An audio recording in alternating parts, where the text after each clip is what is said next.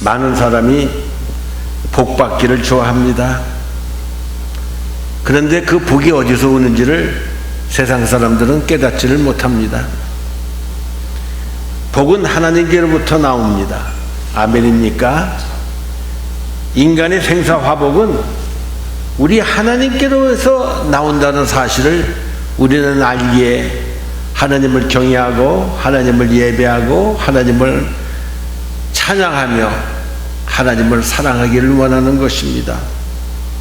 그러면 어떤 사람이 복이 있는 사람입니까?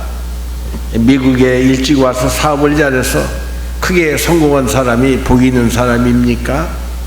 자녀들이 너무 잘 자라서 공부를 잘해서 인류대학에 들어가고 나중에 출세한 사람입니까? 아니면 세상 말로 결혼을 잘하고 시집을 잘 가고 장가를 잘 간 사람들입니까? 재물이 많아도 지식이 많아도 결혼을 잘했다는 사람도 아니 좋은 가정에서 태어난 사람이라 할지라도 행복한 생활을 하지 못하고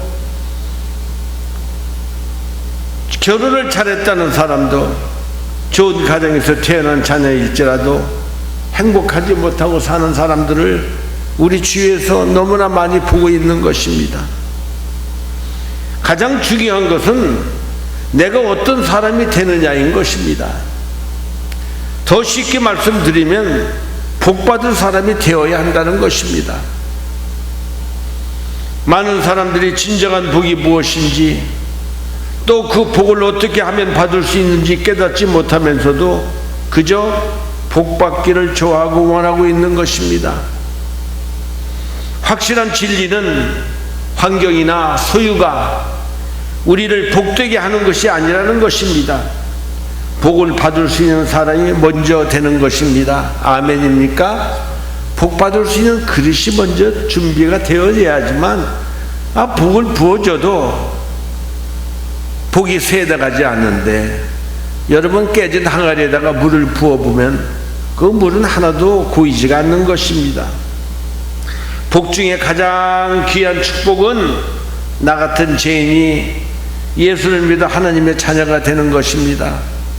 생각해보면 생각할수록 너무 감사할 뿐입니다. 나 같은 죄인이 어떻게 예수를 믿게 되었나. 여러분 참 미국 땅에 오지 않았으면 예수 믿지 않는 사람이 다 될 확률들이 너무나 많았을 것 같아요. 근데 어찌해서 하나님이 나 같은 죄인을 불러서 하나님의 자녀 삼아 주시고 이렇게 오늘 아버지 앞에 예배 드릴 수 있는 택함받은 하나님의 자녀가 되었는지 생각하면 생각할수록 하나님 앞에 진심으로 감사를 드릴 뿐인 것입니다. 이 세상에 있는 복을 다 받았다 할지라도 예수를 믿지 않는다면 그 사람은 너무나 불행한 사람인 것입니다. 복 중에 최고의 복은 예수를 믿어 구원받는 복인 것입니다. 그래서 예수 믿는다는 것 자체를 우리는 큰 영광으로 알고 기뻐하며 예수 믿게 해주신 하나님 앞에 늘 감사하며 살아야 될 줄 믿습니다. 나는 가장 큰 복을 받은 사람이다. 이렇게 늘 고백하며 살아갈 수 있기를 예수님의 이름으로 축원합니다. 또 이 세상에서 제일 지혜로운 사람은 하나님을 경외하는 사람입니다. 성경이 이것을 말하고 있지 않습니까? 시편 33편이죠. 야훼는 그를 경외하는 자 곧 그의 인자하심을 바라는 자들을 살피사 그들의 영혼을 사망에서 건지시며 그들이 굶주릴 때 그들을 살리신다고 하나님은 말씀하십니다. 하나님 아버지를 경외하면 어떠한 환경 속에서도 인생의 굶주림을 당하지 않는다는 것입니다. 잠언서 14장 26절 이하에 보면 야훼를 경외하는 자에게는 견고한 의뢰가 있나니 그 자녀들에게 피난처가 있으리라. 야훼를 경외하는 것은 생명의 셈이니 사망의 그물에서 벗어나게 할 수 있다고 하나님은 말씀하십니다.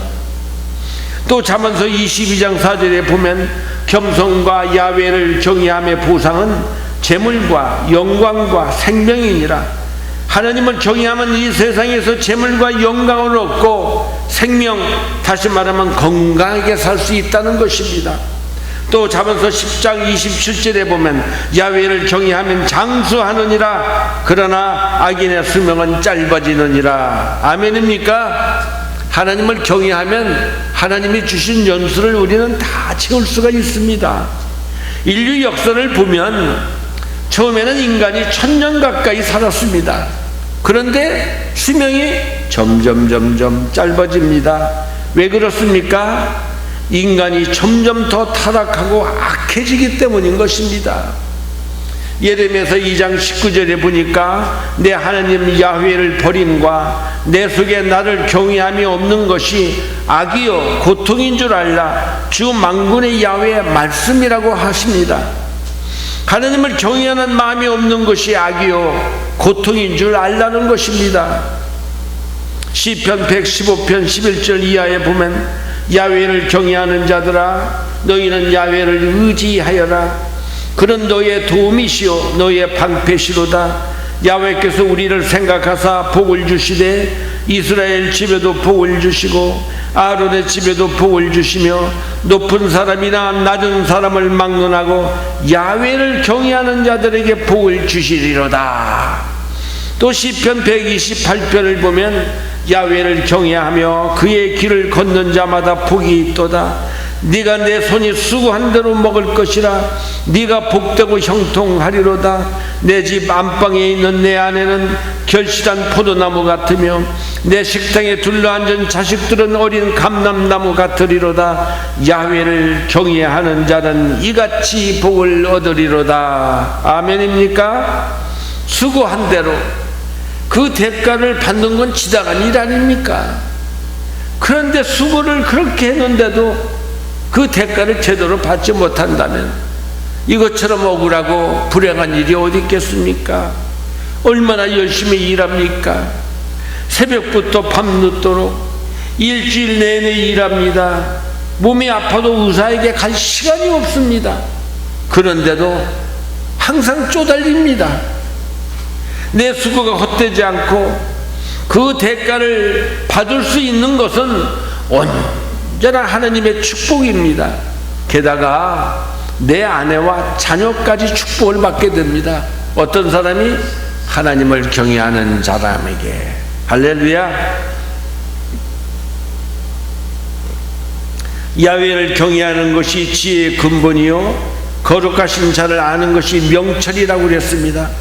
이 세상에서 제일 지혜로운 자는 이렇게 하나님을 경외하는 사람인 것입니다. 그래서 이 세상에서 행복을 찾는 길을 다른 곳에서 찾으려고 하면 안 되는 것입니다. 오늘 복은 하늘에 계신 좋으신 하나님께로부터 오는 것을 다시 한번 우리의 마음에 새길 수 있기를 바랍니다. 창세기 1장 28절에 보면 하나님이 그들에게 복을 주시며 그들에게 이르시되 생육하고 번성하여 땅에 충만하라. 땅을 정복하라. 바다의 고기와 공중의 새와 땅에 움직이는 모든 생물을 다스리라고 하나님은 우리에게 말씀하셨습니다. 이런 축복이 예수 그리스도 안에서 우리 모두에게 다시 회복될 수 있기를 예수님의 이름으로 축원합니다. 그러면 진정으로 복을 받아 형통하게 되는 삶을 누리는 사람은 어떤 사람입니까? 오늘 본문의 말씀을 통해서 5가지를 여러분에게 말씀드리기를 원합니다. 첫째, 복 있는 사람은 악인의 꾀를 쫓지 않는 사람이라고 말합니다. 누가 악인입니까? 예레미야서 2장 13절에 보면 내 백성이 2가지 악을 행하였나니 곧 생수의 근원되는 나를 버린 것과 스스로 웅덩이를 판 것인데 그것은 물을 저촉하지 못한 터진 웅덩이라고 말씀하십니다. 악인은 하나님을 버린 자입니다. 하나님을 대적하는 자요 사탄의 영으로 인도함을 받는 자가 바로 악인입니다. 두 번째, 악인은 물을 저장할 수 없는 웅덩이를 판 자라고 말합니다. 이게 무슨 말입니까? 하나님의 도움 없이도 내 인생 내가 책임지고 잘 살 수 있다고 호언장담하는 사람인 것입니다. 시편 14편 1절에 보면 어리석은 자는 그 마음에 이르기를 하나님이 없다 하도다. 저희는 부패하고 소행이 가증하여 선을 행하는 자가 없다고 말씀하십니다. 하나님이 없다고 하는 자는 어리석은 자요, 부패한 자요, 소행이 가증한 자요, 선을 행할 수 없는 자라고 말하는 것입니다. 악인은 하나님이 없다고 생각하기 때문에 자신을 위해서는 수단과 방법을 가리지 않고 남을 해치면서까지 권력과 부귀를 얻으려고 애를 쓰는 사람인 것입니다. 이런 사람을 성경은 바람에 나는 겨와 같다고 말합니다. 알맹이가 없기 때문에 이제껏 삶을 살았어도 헛된 삶을 살았다는 것입니다. 아합 왕이 바로 그런 악한 사람이었습니다. 좋은 포도원이 자기한테 얼마나 많이 있는데도 나봇이라는 사람의 포도원이 탐이 나는 것입니다. 그것을 빼앗으려다가 마음대로 되지 않으니까 그만 화병이 나서 들어누워 버렸어요. 그 당시 세상 법으로나 하나님의 법으로도 대대로 내려온 이웃의 포도원을 빼앗을 수가 없었던 것입니다. 이때 이 소식을 들은 그의 아내 이세벨이 하나님을 두려워하지 않고 거짓 증인을 세워서 나봇을 그냥 죽여버립니다. 그리고 포도원을 뺏어서 자기 남편에게 줍니다. 세상 말로 간이 큰 여인이었습니다. 그러나 살아계신 하나님은 아합이 그 포도원의 열매를 먹지도 못하고 전쟁터에서 죽게 하십니다.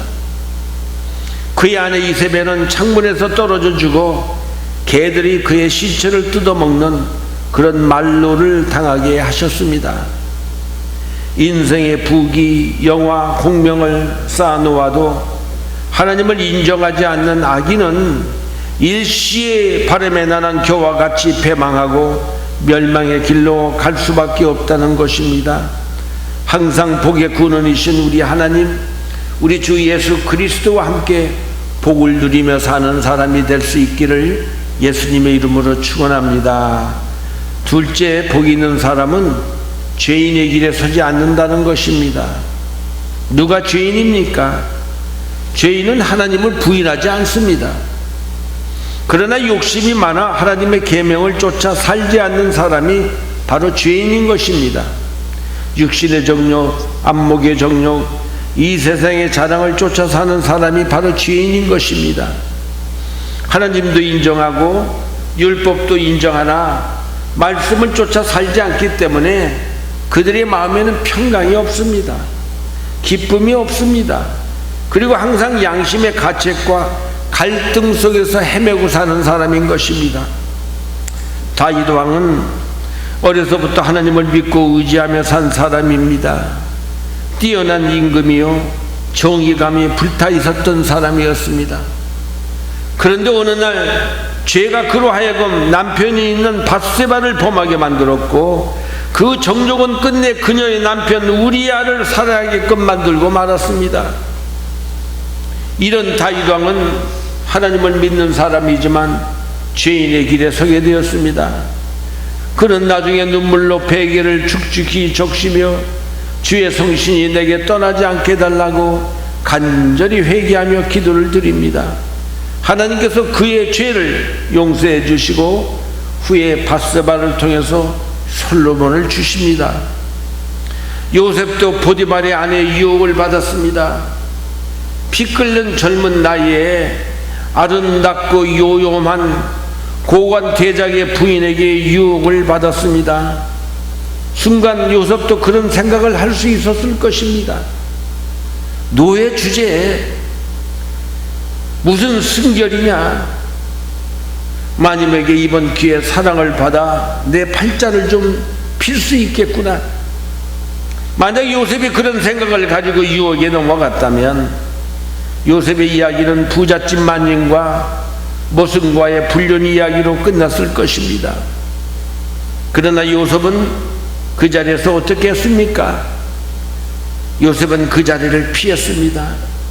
요셉은 뿌리치고 떠났습니다. 그래서 순결을 지켰을 뿐만 아니라 하나님께 인정받는 사람이 되지 않았습니까? 우리의 삶에는 유혹이 늘 도사리고 있습니다. 단순히 청년 때만 그런 것이 아니라 나이와 상관없이 유혹이 얼마나 많은지 모릅니다. 성적인 유혹뿐만 아니라 물질, 권세, 명예 등 많은 유혹들이 있습니다. 우리들에게 이런 유혹이 올 때 우리는 어떻게 하겠습니까? 단호하게 끊어야 합니다. 우리는 피해야 되고 우리는 떠나야 합니다. 그 자리에 앉아서 있어서는 안 되는 것입니다. 세 번째, 복 있는 사람은 오만한 자의 자리에 앉지 않는다고 말하고 있습니다.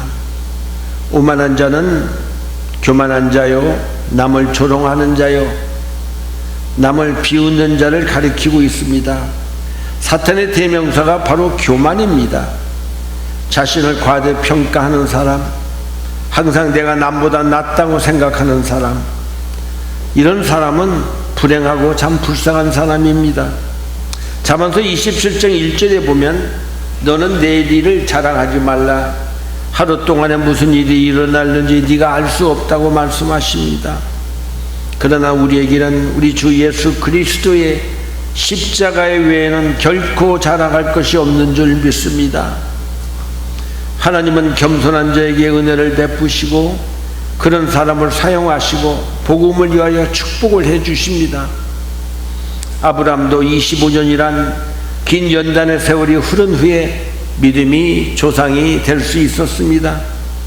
이삭도 모리아산에서 제물로 바쳐지는 깨트림을 당한 후에 축복의 자녀가 되었습니다. 야곱도 20년에 걸쳐 그의 자아가 깨어지고 야복강가에서 이스라엘로 이름이 바꿔지는 축복을 받았습니다. 요셉도 17살에 노예로 팔려가 13년이란 긴 세월 동안 깨어지는 은혜가 있은 후에 애굽의 국무 대신이 되었습니다. 모세도 광야에 40년에 걸쳐서 온유한 사람이 된 것을 우리는 꼭 기억할 수 있어야만 하는 것입니다. 사랑하는 자들아, 너희를 시련하려고 오는 불시험을 이상한 일을 당하는 것 같이 이상히 여기지 말라고 성경은 우리에게 말합니다. 하나님은 우리의 자아와 교만으로 가득 찬 우리의 그릇을 깨뜨리시기 위해서 고난과 시련과 역경을 우리에게 허락하시는 것입니다. 우리가 하나님을 경외하면서 거룩하게 살아가는 것 같아도 버리지 못했거나 끊어버리지 못한 죄가 있습니다. 그러므로 이것을 끊어버리기 위해서 하나님은 고난을 우리에게 허락하시는 것입니다. 그 고난이 환난일 수도 있고 그 고난이 재난이나 질병일 수도 있습니다. 그 고난을 당할 때가 바로 우리가 회개할 기회인 것입니다. 예수 믿고 구원받을 수 있는 축복의 기회가 되는 것입니다. 고난 당하는 것이 내게 유익이라 이로 인하여 내가 주의 율례를 배우게 되었다고 시편 기자는 고백하지 않습니까? 네 번째, 복 있는 사람은 야훼의 율법을 즐거워하여 그 율법을 주야로 묵상하는 자라고 말합니다. 여호와의 율법을 묵상하는 것이 무엇입니까? 바로 성경 말씀을 묵상하는 것이요, 말씀이 육신으로 오신 예수 그리스도를 묵상하는 것이며 말씀을 쫓아 사는 것을 말하고 있는 것입니다. 쉽게 말하면 선한 양심과 청결한 마음으로 예수만 잘 믿으면 내가 복 있는 사람이 된다는 것입니다. 하나님의 율법을 즐거워하라는 것은 곧 예수 그리스도를 즐거워하라는 것입니다. 예수 그리스도께서 나의 죄를 대신하여 십자가에 못 박혀 주시고심으로 말미암아 나의 죄가 사함받은 은혜를 늘 묵상하며 즐거워해야 하는 것입니다. 두 번째로 나의 저주가 성량되어서 아브라함의 축복이 나의 삶 속에 이루어지는 것을 확신하고 우리는 우리의 입술로 선포해야만 하는 것입니다. 세 번째, 성령이 연약한 나에게 큰 힘과 능력이 되기 때문에 어떤 환경 속에서도 하나님을 사랑하며 기뻐하며 기대하며 즐거워해야만 하는 것입니다. 네 번째, 나의 질병을 짊어지시고 가신 주님을 묵상하십시다. 내 병이 치료받을 것을 믿고 우리는 즐거워해야 하는 것입니다. 다섯 번째, 나에게 영원한 천국을 소망으로 주신 것을 확실히 믿고 우리는 늘 기뻐하고 즐거워해야만 하는 것입니다. 마지막 다섯 번째입니다. 복 있는 사람은 시냇가에 심은 나무가 시절을 쫓아 과실을 맺으며 그 잎사귀가 마르지 아니함 같으니 그 행사가 다 형통하리로다. 우리 인생이 항상 평탄한 것만은 아닙니다. 성공만 있는 것도 아닙니다. 좋은 일만 있는 것도 아닙니다. 큰 어려움을 겪을 수도 있고 실패할 수도 있고 너무나 힘든 일이 연속될 수도 있습니다. 그러나 중요한 것은 그 실패 때문에 내가 정직하게 착한 인생을 살 수 있다는 것입니다. 실패라는 가뭄이 와도 나의 믿음의 뿌리가 하나님께 깊게 내려져 있으면 나는 실패한 것이 아니고 나는 망한 것이 아닌 것입니다. 오히려 다른 사람이 갖지 못하는 크고 신비한 일들을 체험할 수 있기 때문인 것입니다. 예수님을 믿고 의지하며 사니까 나도 모르게 복 있는 사람이 되더라는 것입니다. 복 있는 사람은 그 행사가 다 형통합니다. 요즘 우리가 하는 일이 형통하고 있습니까? 혹시라도 잘 풀려지지 않고 있지는 않습니까? 누구든지 말씀에 순종하면 모든 생활이 형통하게 됩니다. 이것은 하나님이 우리에게 주신 약속인 것입니다. 우리 모두 이런 복을 받을 것을 선포하는 사람이 되십시다. 그 비결은 예수님을 믿고 의지하며 살 때 성경대로 사는 것입니다. 하라는 것은 하고 하지 말라는 것은 하지 말며 내 생각을 버리고 내 이성을 버리고 내 경험을 버리고 하나님의 뜻을 쫓아 사는 것입니다. 말씀대로 살면 반드시 형통합니다. 내 마음에 있는 욕심을 버리면 우리는 복을 받게 되는 것입니다. 부모를 공경하고 이웃을 사랑하면 하나님은 우리에게 복을 내려주십니다. 믿음의 씨를 뿌리고 부지런히 물을 줄면 반드시 결실합니다. 약한 자를 돌보고 가난한 자를 섬기면 하나님이 우리에게 복을 주신다고 약속하셨습니다. 복의 씨를 심지도 않고 요행수로 거두려고 하면 안 됩니다. 돈만 있으면 하나님 없이도 살 수 있다고 생각하면 안 되는 것입니다. 세상적인 복을 받는 것이 우리의 신앙의 목적이 되어서는 안 됩니다. 하나님이 주신 복을 받아서 복음을 위해 함께 나누고 누리는 것이 우리의 목적이 되어야 합니다. 말씀을 사랑하고 말씀을 묵상하십시다. 기도도 좋고 찬송도 좋지만 말씀이 먼저입니다. 봉사도 좋고 친교도 해야 되지만 말씀이 먼저입니다. 전도도 좋고 선교도 해야 하지만 말씀이 먼저입니다. 복 있는 사람은 악인의 꾀를 쫓지 않습니다. 복 있는 사람은 죄인의 길에 서지 않습니다. 복 있는 사람은 오만한 자의 자리에 앉지 않습니다. 복 있는 사람은 하나님의 말씀을 즐거워합니다. 복 있는 사람은 하나님의 말씀을 깊이 묵상합니다. 복 있는 사람은 소망이 있습니다. 복 있는 사람은 처음 형편보다 나중에 아름답게 됩니다. 복 있는 사람은 하나님께 인정을 받게 됩니다. 어떻게 이런 사람이 될 수 있겠습니까? 대답은 아주 간단합니다. 성령을 사모하십시다. 성령으로 충만하십시다. 내 신과 내 의지로는 이런 사람이 될 수 없기 때문인 것입니다. 요한복음 20장 21절입니다. 예수께서 또 가라사대 너에게 평강이 있을지어다. 아버지께서 나를 보내신 것 같이 나도 너희를 보내노라. 이 말씀을 하시고 저희를 향하사 숨을 내쉬며 가라사대 성령을 받으라. 이렇게 성령 받고 성령으로 충만하여 복 있는 사람이 되시기를 예수님의 이름으로 축원합니다.